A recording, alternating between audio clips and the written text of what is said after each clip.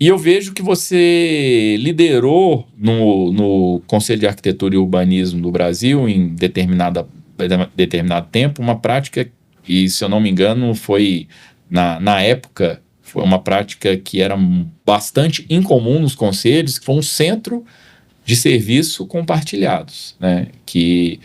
Então, eu queria que você explicasse um pouquinho mais disso, dessa estrutura nos conselhos federais e por que ela pode otimizar e acelerar esse processo de governança e de efeito prático, de resultado na operação e também, naturalmente, na atividade finalística dos conselhos. Na prática, o que não tem dono não acontece.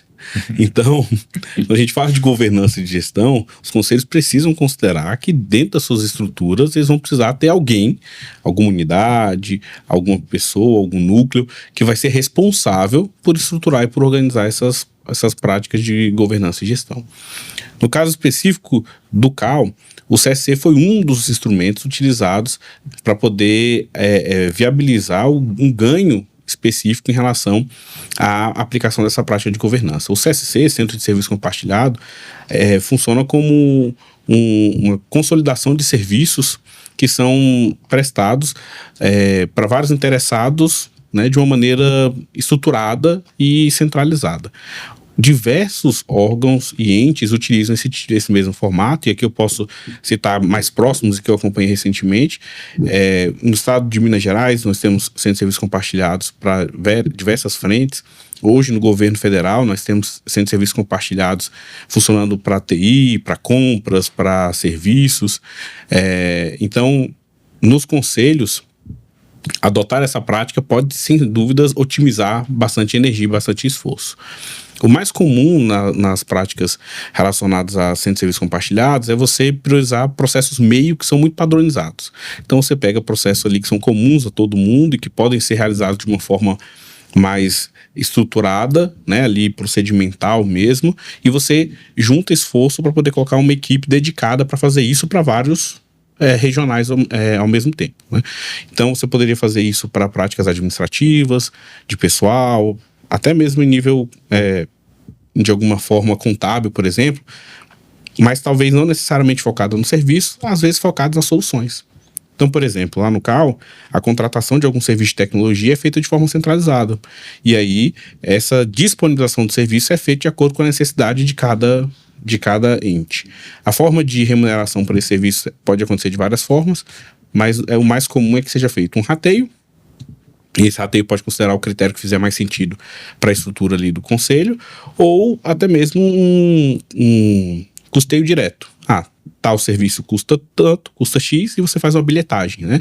Uma cobrança por consumo, né, em relação àquele serviço. Ainda que a contratação seja realizada de forma centralizada, o pagamento ali, efetivamente, ou a entrega daquele produto ou serviço para aquela unidade, para aquele regional, é feita ali de forma específica, pontual, com base no consumo, né? Então, é um exemplo de prática que mostra o potencial que há quando a gente consegue estruturar ações de forma colaborativa. Porque isso faz sentido no ambiente em que você consiga ter uma governança estruturada de forma conjunta. Obviamente que quem quer contratar, quem quer comprar, precisa ter uma maneira de indicar suas necessidades, de direcionar quais vão ser os resultados esperados com aquele conjunto de ações que vão ser realizadas. Então, o estabelecimento de uma governança para esse tipo de formato, por exemplo, é muito importante, e não há como você ter serviços compartilhados sem diálogo, sem conversa, sem definição coletiva de ações, né? Isso pode ser feito por meio de comitê, por meio de câmaras, por meio de estruturas dentro dos conselhos, as que fizerem mais sentido.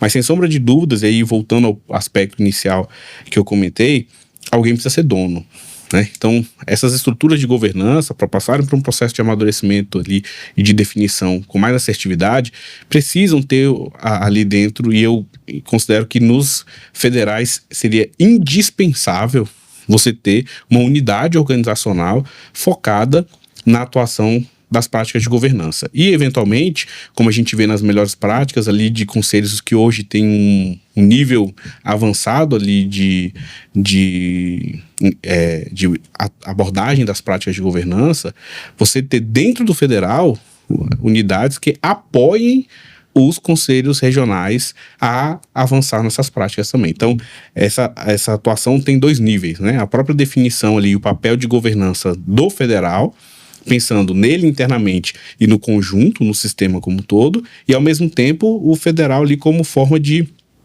potencializar, de otimizar, de subsidiar que os regionais evoluam também nas suas práticas, né? Então, hoje eu considero que talvez seja um elemento essencial para viabilizar o que o TCU vem cobrando, o que a gente percebe como elemento precursor quando a gente fala de práticas de governança dentro da administração pública. Gostou do conteúdo? Curta, compartilhe e inscreva-se no nosso canal.